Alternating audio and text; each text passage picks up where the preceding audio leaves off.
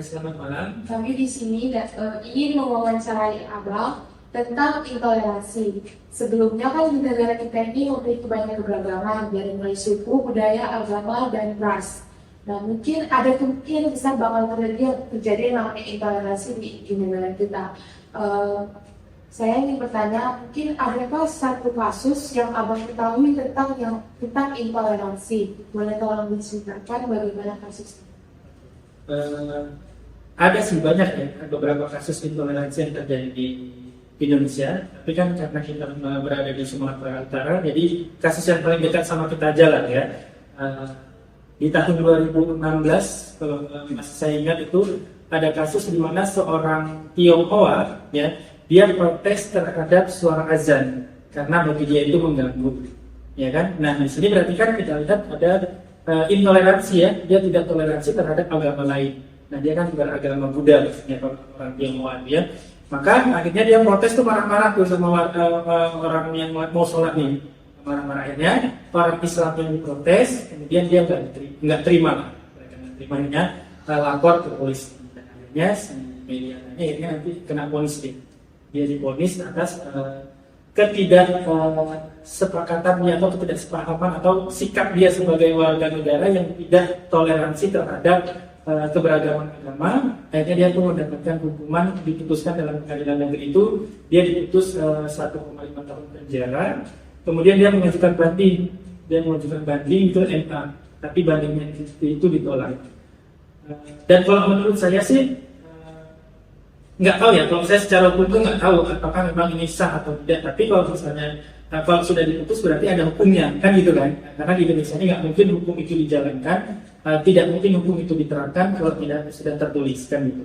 Nah akhirnya dia mendapatkan hukuman, dan kalau menurut saya itu wajar.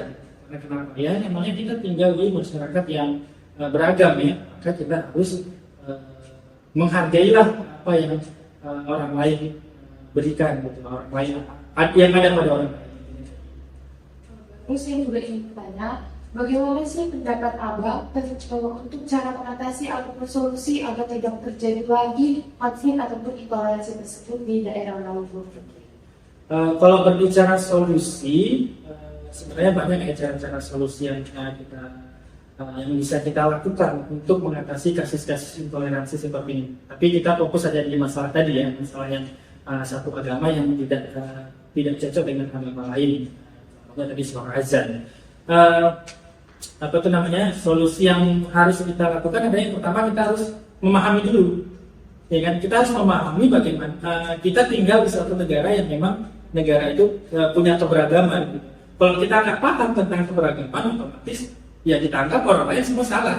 Kayak gitu ya. Maka yang pertama ya harus kita sebagai warga negara Indonesia, kita pun punya kesadaran penuh bahwa kita harus memahami bahwa adanya keberagaman.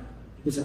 Nah kemudian yang kedua menghormati pasti, ya kan? Kita tumbuhkan setelah kita memahami, kita menumbuhkan rasa menghormati antar umat beragama, sehingga apapun yang dilakukan oleh umat beragama lain selama itu ya sesuai dengan konstitusi dan tidak menyebabkan kerusuhan, maka ya.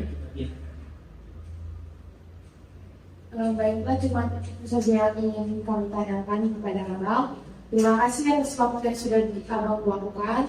Mohon maaf bila ada kata-kata yang salah kami ucapkan. Sekian dan terima kasih Abang. Terima kasih sama-sama. Selamat siang, Dak. Selamat siang. Jadi saya di sini ingin mewawancarai tentang apa itu intoleransi yang ada di lingkungan sekitar ini, bagaimana peristiwanya dan apa yang menjadi penyebab terjadinya intoleransi tersebut. Bisa tolong udah ceritakan? Intoleransi yang saat ini itu terjadi di Kota Medan, pelarangan ibadah. Itu ibadah ya, itu ada di Kota Binjai sama saat ini masih ada dan belum selesai di Tanjung Merawa. Jadi penyebabnya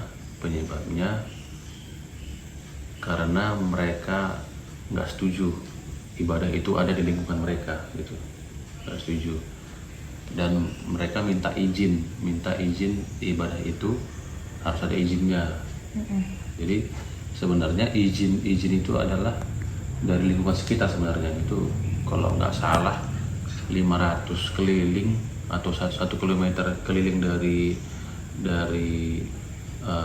gereja yang mau didirikan, contohnya ibadah itu mau didirikan, tapi kan ya mereka yang nggak mau mengizinkan gitu, karena kan kuncinya mereka, kalau mereka nggak ngasih tanda tangan, itu nggak akan bisa, nggak ada izinnya, artinya ya sama aja dengan nggak boleh kan. Itu sebenarnya nggak boleh di sini ada gereja kayak gitu. Jadi itu penyebab pertamanya ya mereka nggak mau ada ibadah di suatu kota mereka atau di lingkungan mereka.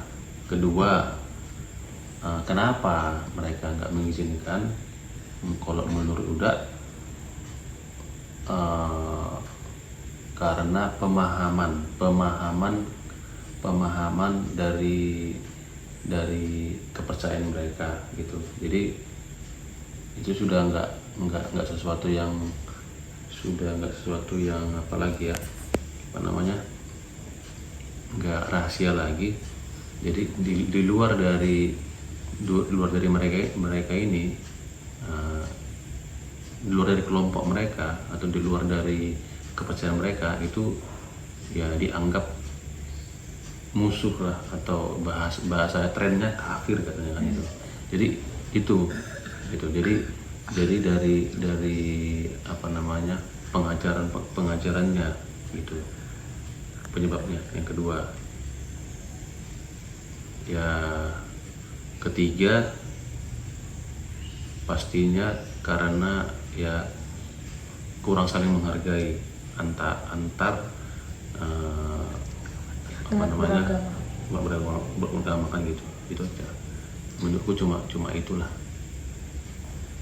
Dari cerita yang Uda ceritakan, boleh nggak minta pendapat Uda bagaimana sih untuk cara mengatasi agar konflik ataupun permasalahan intoleransi tersebut itu tidak terjadi lagi di kemudian hari?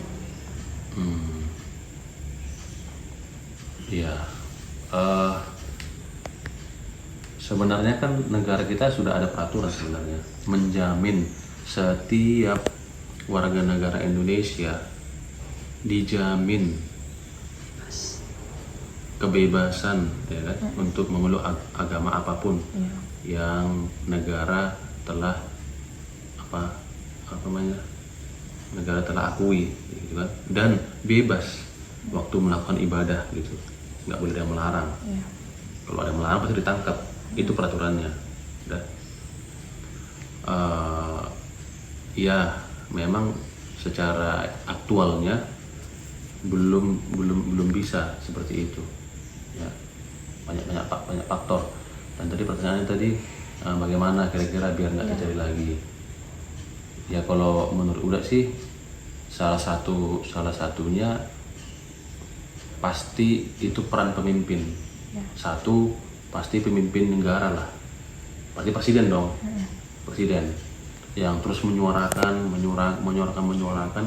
bahwasanya untuk menjaga toleransi antar umat beragama kan gitu. Tapi dasarnya apa? Pancasila kan gitu. Kita kan sama-sama Pancasila gitu. Jadi ya itulah terus salah satu tugasnya, harusnya pemerintah, kepala negara, pejabat negara, bahkan sampai Aparat penegak hukum juga kan, dan juga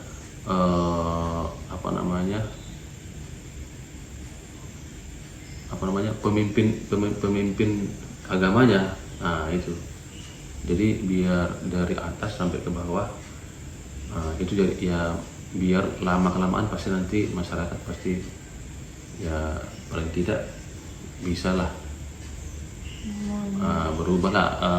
merubah ideologinya, cara berpikirnya gitu. Jadi itu peran pemerintah. Kedua, peran masyarakatnya. Jadi baiknya kita itu harus berteman dengan semua umat beragama, jangan kelompok kita aja kan gitu. Gitu. Jadi biar kalau kita saling menghargai, nah jadi kan pasti ada tenggang rasa, itu namanya tenggang rasa, saling menghargai, gitu, saling memahami kan gitu. Nah jadi dengan sendirinya itu akan terbentuk sendiri, gitu, terbentuk sendiri kultur daripada hubungan daripada antar beragama itu biar nggak saling konflik gitu kan. Terus ketiga, jangan sekali-sekali melarang agama lain waktu mengadakan ibadah gitu. Jangan, tidak boleh kan gitu kan. Baru keempat, apa namanya,